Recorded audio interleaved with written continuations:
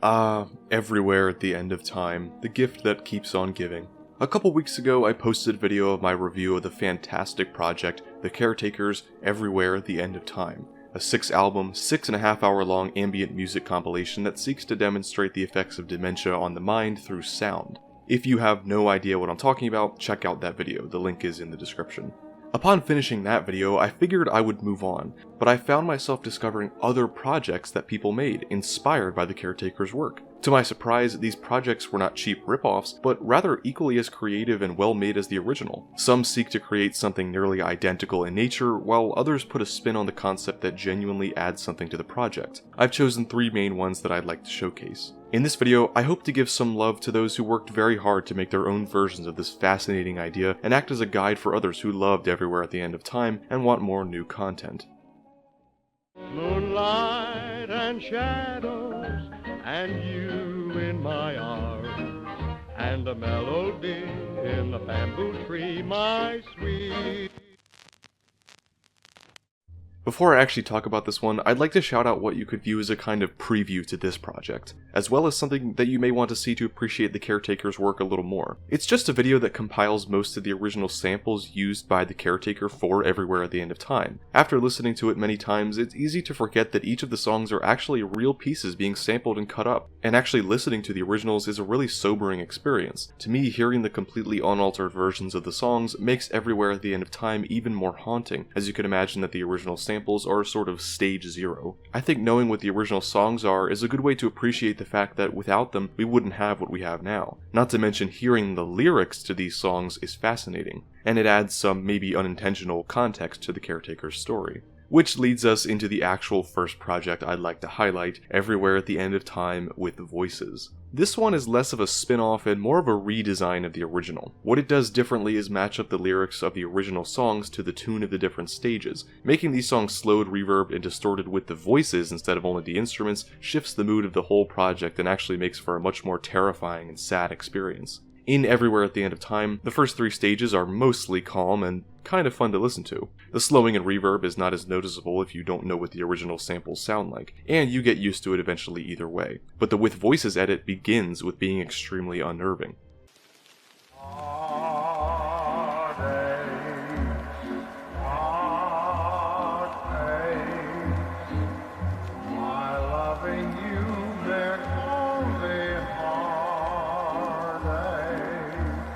This version makes you notice right off the bat how slowed the songs are. Hearing the reverbed and stretched out voices make the songs far more scary, as well as more personal. Now there are actual words to add context and a human voice to relate to. The same level of distortion essentially follows, with stage 1 being noticeable but bearable, and stages 2 and 3 getting increasingly worse.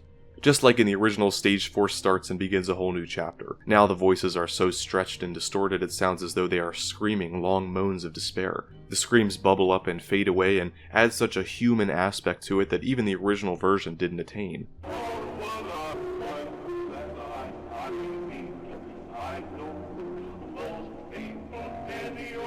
Much of stages 4, 5, and 6 don't have much actual voice to it, being mostly ambient droning with an occasional bout of distorted voices, or even lucid samples once again.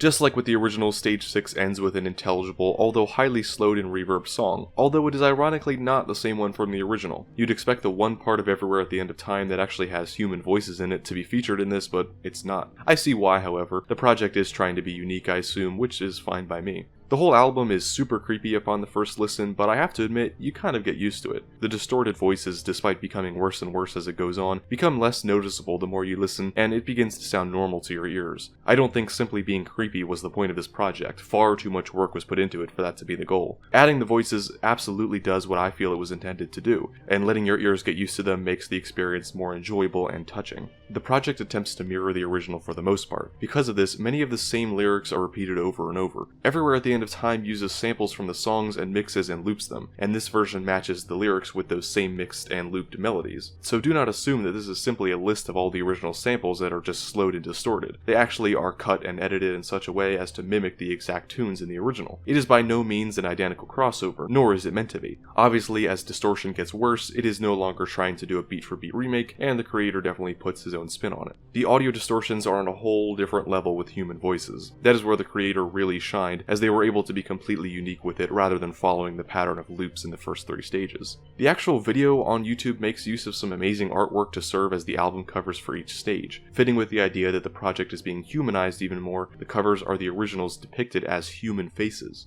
These were made by an artist on Artbreeder named The Fallen Human 53, and his page will be linked in the description. Mentioning these pieces of art is sort of a bonus look at another fan project, as again, the creator of the With Voices project did not make these, but I'm going to talk about them anyway. These add a whole other level of creepiness to the experience. The Stage 1 face is a bit off-putting and abstract, but is very obviously a human face. The Stage 2 face isn't really creepy at all, other than the fact that his eyes are closed, perhaps in a state of blissful denial. Stage 3 is where it becomes much more distorted, making the weird sprawling plant-looking thing from the original into the hair of a girl who looks content, but is somewhat hard to make out. The Stage 4 face is easily the most recognizable, as the original is already portraying a human, sort of. This one is extremely scary to me, as it is as though the girl from the original has turned to look at the camera with a face of pure shock and horror, the appearance of tears on her cheeks. This fits that stage perfectly, as it is where the music completely degrades into madness and terror. The Stage 5 face to me is the most unnerving. It turns the weird mess of shapes into the melting head of the person who has an agape mouth and burnt out eyes. I like to imagine that the melting head represents the person's brain at this stage being so mushy and deteriorated that all that is left is this vague feeling of horror that is plastered on the person's face. And the Stage 6 face turns the backwards canvas into this blank and empty face with barely noticeable smudges making out 2 eyes and a large smile. The mind is so completely gone and nothing is left. Anyway, this whole project is pretty awesome. It takes the original and adds such a simple yet massive aspect by syncing the voices to the tracks. The entire mood of the piece is much more creepy and personal, and it manages to have the same flow and structure as the original while making a totally unique experience. I would absolutely recommend fans of the original to check this one out and appreciate how the samples with voices alters the project in such a spooky and awesome way.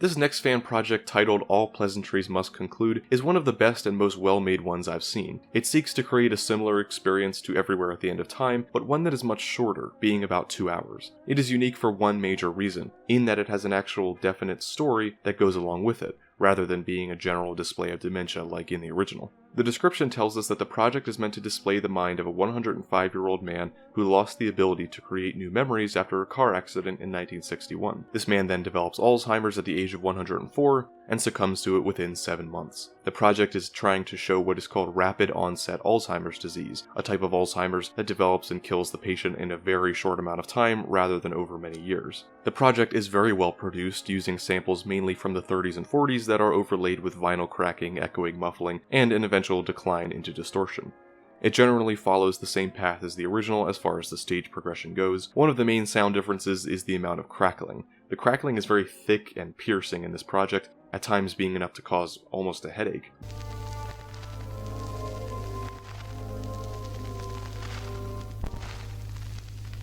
By stage 5, that crackling is more like a high-pitched, nasally droning background sound that just covers the whole thing. The distortions and musical entanglements in this project feel much more random and violent than in Everywhere at the End of Time. It does a good job at taking the same concept from the original and making a much more fast-paced and visceral feeling that is very painful to listen to, in a good way.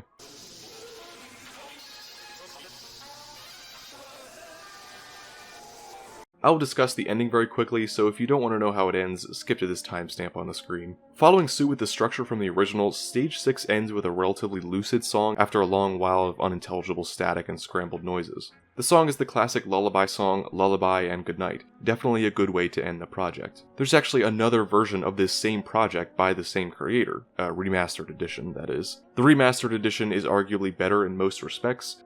Overall, both versions of this project are very good, and they are a great fan spin-off that creates an example of a different condition, being much more quick and sudden. With either version being only around 2 hours, I definitely recommend you listen to it, especially if you are a fan of Everywhere at the End of Time. This one has an almost homemade feel to it. It sounds almost as though it was being played in a garage or something, and has somewhat of an amateur feel to it in a good way. Pleasantries provides a slightly more raw and violent feel, like an old 90s underground band or something. Everywhere at the End of Time feels like it is in a nursing home or a hospital, and Pleasantries feels like it's in a cabin out in the woods. Maybe these analogies make no sense, but I'm trying to get across the unique feeling of the project. While not having the quality or the quantity of the original, All Pleasantries Must Conclude adds a level of surrealness to the table, and is definitely worth checking out.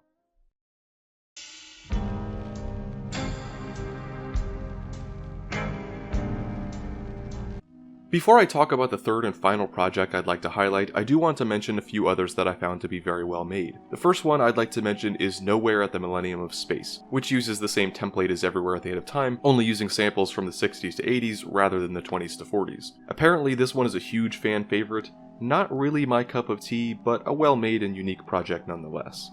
The next one is a super short one coming in at less than 10 minutes. It is called Everywhere at the End of Time, Schizophrenia Edition.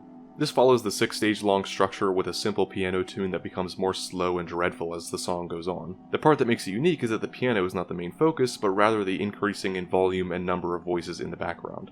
While being super short, it definitely gets the idea across well and may inspire someone else to make a long extended version. Not much, but a neat idea for sure. Another one is the Minecraft version. It's exactly what it sounds like, Everywhere at the End of Time with Minecraft samples. The ending is fantastic. I'll leave it at that. The last one I'll shout out is a pretty simple one called The Reversed Project. It is literally just the original project but in reverse. And not as in the project as a whole is just flipped backwards. The songs are in the same order, but they themselves are individually reversed. Meaning the stage progression is the exact same, but the songs are backwards. I'm not sure why anyone would ever sit and listen to the whole thing, but it certainly makes for a unique experience. Anyway, on to the last one I'd actually like to take a look at.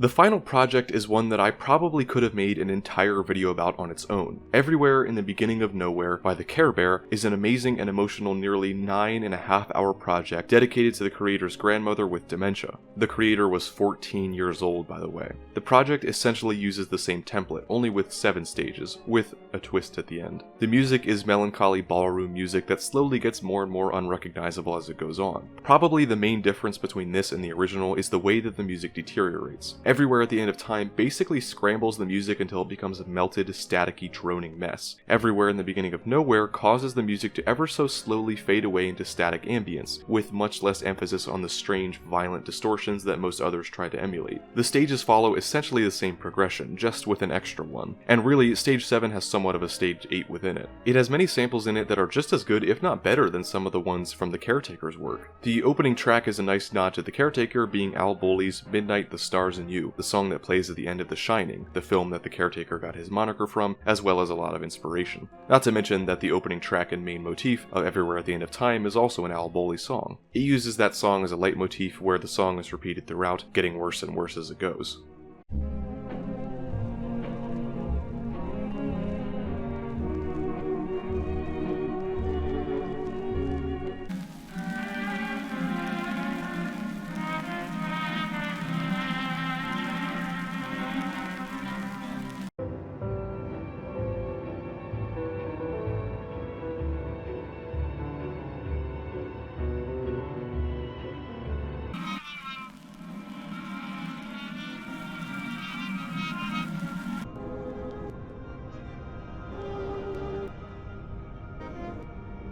Stage 1 is mainly very melancholy, even more so than the first stage of Everywhere at the End of Time. It's very slow, soft, and peaceful. It has a few upbeat songs, but even they feel kind of fatigued. Some even give off a slightly off-putting feeling, like B2 There Isn't Much Time Left.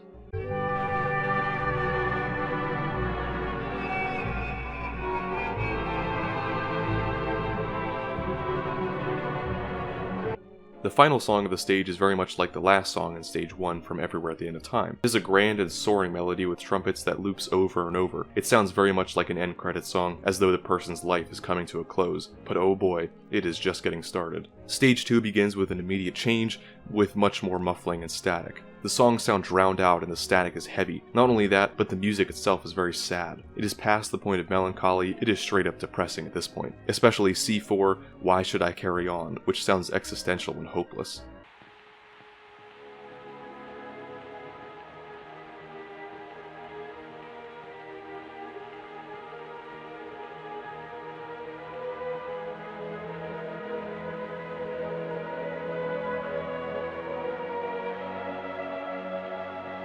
The songs that do try to sound upbeat either come across as sad or just plain creepy, like D2 The Mind's Last Glory Day, which sounds as though it is trying to be upbeat but is so bogged down with a sense of nostalgia it just can't.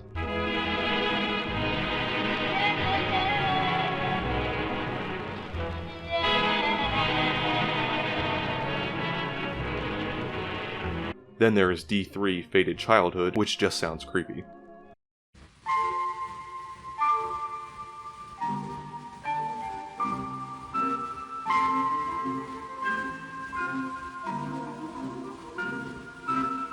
Overall, the second stage is much more low and depressing, and the static and distortion is relatively minor. Stage 3 opens and sounds distressing and confusing right off the bat, and that continues throughout all the songs. They now have a lot of reverb, the repeating notes now cutting each other off.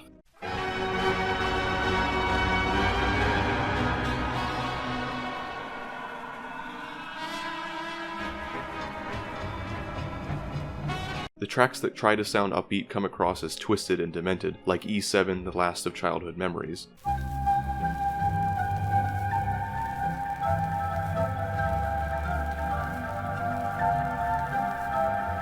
There's one song that is repeated in the first stage and here again, called Memories of Peace, that has very minimal distortion, just a minor static overlay. After that brief return to normalcy, the songs slowly decline for the rest of the stage. They get more and more reverberated and slowed, with the final song continuing the leitmotif, now hardly recognizable. Stage 4 is mostly a static track with disconnected melodies cutting in and out of the background. They sound faded and strained, with only bits and pieces of the actual songs making it through the fog. The songs become indistinguishable from one another in the mess.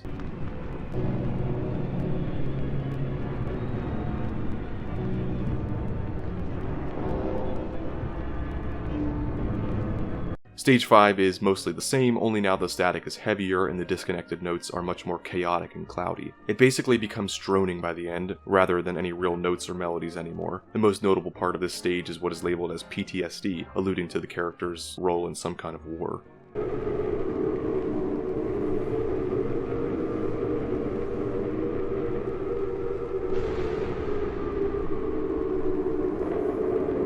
Stage 6 is like Stage 5, only a bit more violent, and it becomes a deep, dark droning by the end. Easily, the highlight of this stage is the moment of lucidity, in which the music returns to an almost completely undistorted song, actually a song used in Everywhere at the End of Time. It is so beautiful to hear at this stage, and it suddenly cutting back into the garbled mess is very disturbing.